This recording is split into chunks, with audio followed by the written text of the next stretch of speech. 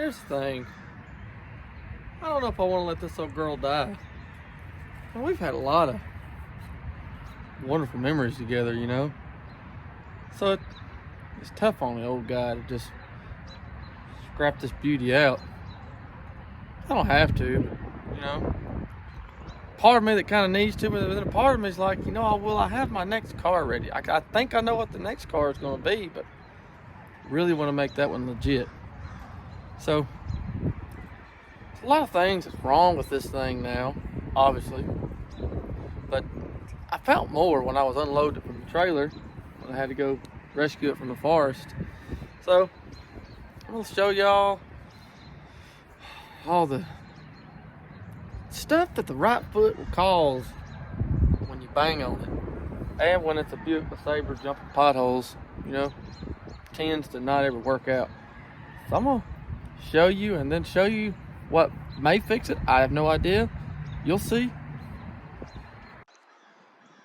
So we look under the hood here. You can see where my used to be snorkeler broke off, and that's what caused the issue. Dove off into this hole that didn't look like it was gonna be nothing. You can see the condensation inside the lights there. That was all underwater. And yeah, you can see where the water literally dented the little vent on the throttle body as it sucked water through. And then I heard a lot of pinging and a lot of clanking, and you can look at the radiator hose where it completely collapsed. Like it did its damage. And yeah, it's just like, yeah, it's pretty gross. It could be fixed, but I was losing oil pressure anyway and losing transmission gears. So I am not tearing into this motor again. It's just too far gone. I mean, it's just been beat on and battered. But I mean, it's whatever, which is a shocker to me that 3800 didn't last, but it's okay. When you get over here to the good old passenger side, you can look underneath here, and you could spot a problem. I don't know if you can or not. I don't know if you see it. It's kind of pointing at you, but you could see the issue that, you know, the shock didn't last and spring kind of collapsed. But you know, it's just whatever.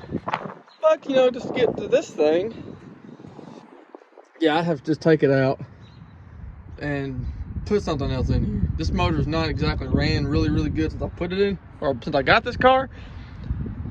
So that leads me to where I could possibly fix it with. See, we have this old parts Buick over here, and I have no idea, know nothing about this car. I bought it for what it is. It ain't got a title. I think I gave 300 bucks for it, and I've robbed it of a bunch of stuff, as you can see, different bracketry. No clue on the mileage, no clue on nothing really. Like, I just kept getting stuff out of it. I think, heck, I don't know if I ever checked the oil in it. It's black. I mean, it says something about it. It's black.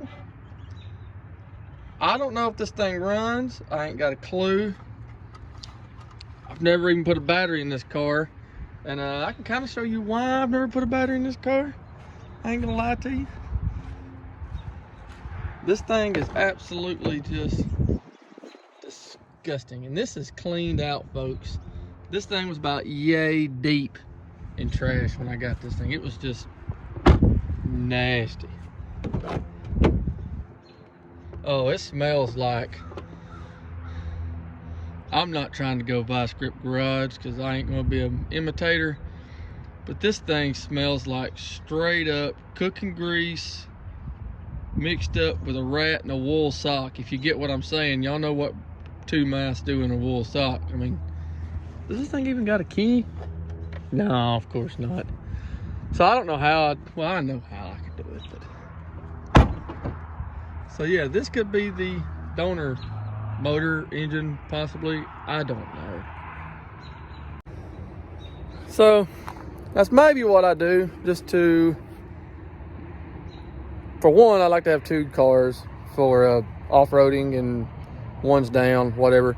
The next car, I really want to spend my time on it. Like, I want it to be legit, and I don't want to throw it together. like I've done every other off-road car I've ever had. I've just kind of thrown them together last minute, hurry up and got them ready for the next Gambler or off-roading thing that we're going to do. The next one, I'm not doing that.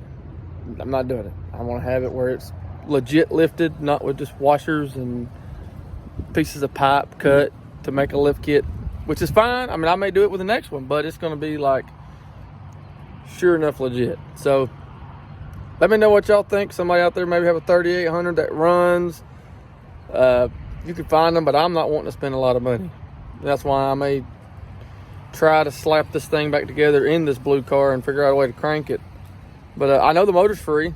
I have done the old move the crank. It moved, kind of. I ain't got a clue how many miles on it, like I said before. But yeah, I don't really want to. I mean, the Buick's worthless. It is.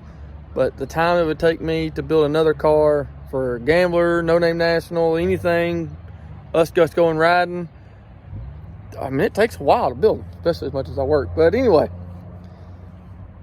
let me know what you got to think. Y'all just say just scrap it. I did kind of bend part of the subframe, but you know, I got a spare one right here. What I do? I just dropped the whole subframe out of this joker. Do we need this? I don't know. Just throw it down in there. So that's all for today. And do me a favor, like and subscribe. Hit the little bell button. It don't hurt you, I promise. I mean, I don't get it, whatever. But like, subscribe, comment below something, hashtag something. I don't know how it was. I don't know how to end the video either. That's why they're always just abrupt like this. See ya.